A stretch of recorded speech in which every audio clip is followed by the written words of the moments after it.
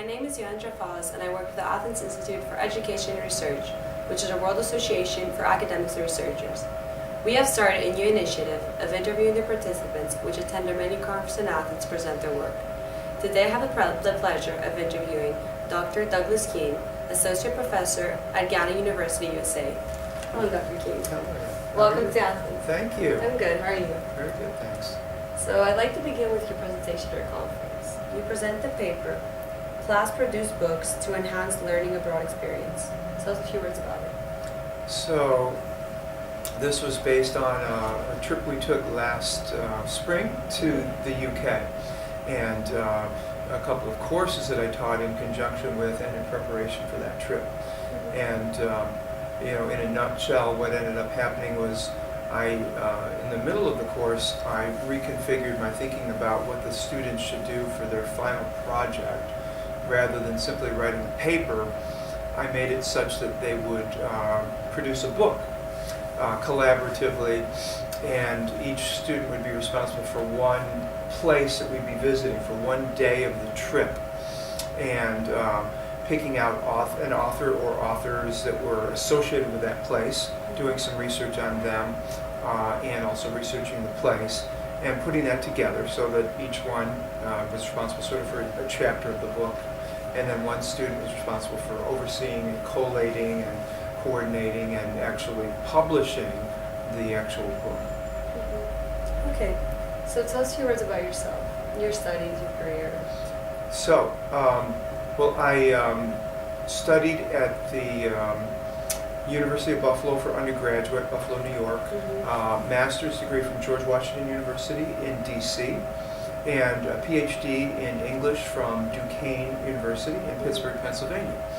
And after that I was hired at Gannon University. I've been teaching there for 16 years, and I teach a broad variety of courses from freshman composition to graduate Renaissance literature, as well as film courses, and it's wonderful. Nice. Yeah. So what's your current major area of research? It's Shakespeare would be my primary area. I have other interests that I pursue, such as study abroad, and a bit of film, and also contemporary American literature. But Shakespeare is still my basic thing, and currently I'm working on a book on Shakespeare's tragedies. Okay, interesting. Yeah. So what makes you so interested in Shakespeare? Well, when I started in graduate school, I wanted to be a creative writer, and I went to I was in an MFA program for creative writing, but as part of that program, one also took courses in literature. And I just found that I was just really enjoying the classes in Shakespeare, more so even than the creative writing workshops. Some of that may be attributed to great professors that were teaching the Shakespeare courses. And from there I said, I want to go in that direction. I want to be a teacher and scholar of Shakespeare. So what makes that so appealing? It's simply, not simply, Shakespeare is infinitely complex and inexhaustible, and the word that comes most to mind regarding Shakespeare is just human. That he captures so much of the depth and eternal longings of people. Right? So that's what makes him, as Ben Jonson said, not of an age but for the ages. We keep going back to him and finding new things in his plays. So how were you introduced to Athens? That's the hardest question, I think, really. Yeah. So I was trying to remember that. I honestly don't remember. I know that I, at one point, registered to become a peer reviewer. And so I've served Aetna in that capacity as a peer reviewer for some manuscripts for publication and for conference presentation. But I don't even know how I came across Aetna to begin with. And then after that, of course, I was on the email lists and get a bunch of emails.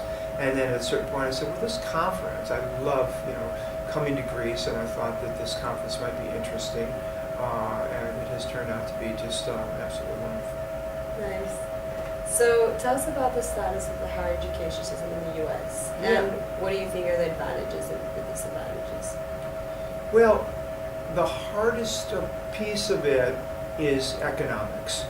You know, it's always a question of rising costs, but then those costs are offset by a sort of strange formula with financial aid, right? So in other words, college tuition keeps rising and rising in the last 25-ish years, almost exponentially, to the point where sticker value is almost unaffordable for all the very wealthy.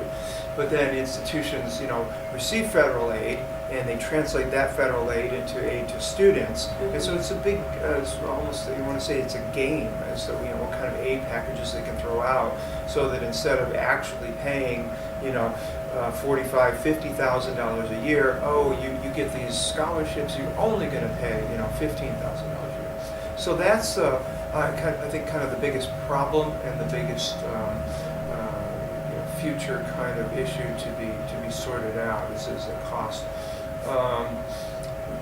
The other question that comes with that is this, and this would sound almost counterintuitive being a college professor, but the kind of imperative that everybody feels as though he or she needs to go to college, right? That's sort of just automatic if you're of any sort of, middle class or, decent level of academic potential, you have to go to college. Well, and I feel that you don't. I feel that we should do a much better job of, letting people know their options. That, in other words, if somebody is really not suited to and doesn't want to receive, for instance, a liberal arts education, which of course I'm all in favor of, it's our mission as a liberal arts institution.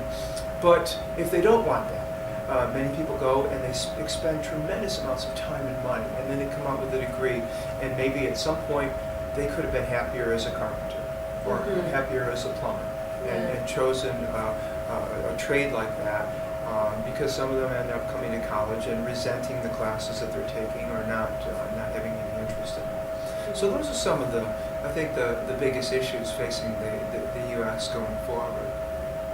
So what advantages do you see in the system then? Well, in the system, we have just tremendous options. Just there's a college for everyone, right? So if you're not terribly motivated, or you don't really know what you want to do, there are community colleges that are virtually automatic admission, right? In other words, anyone can get in.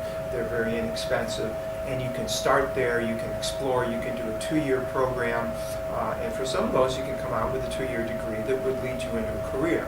For other people, it's like, well, I figured out that I really want to do this, or I want to major in this, and I was thinking I might want to do that, but now I've changed my mind. And then they transfer that 2-year degree to a 4-year institution. So there's a vast range. Anyone can find a place, and that's why the college search is such a big part of American culture. As students are coming out of high school, it's like, well, where are you going to go? Where are you going to go and visit, and where can you get in, and who's going to offer you the most financial aid and scholarship money and that sort of thing. So those are tremendous advantages. Between state schools, private schools, the community colleges. There's a tremendous number of options. Thank you very much. Well, thank you. It's a nice chat. Yes, you too.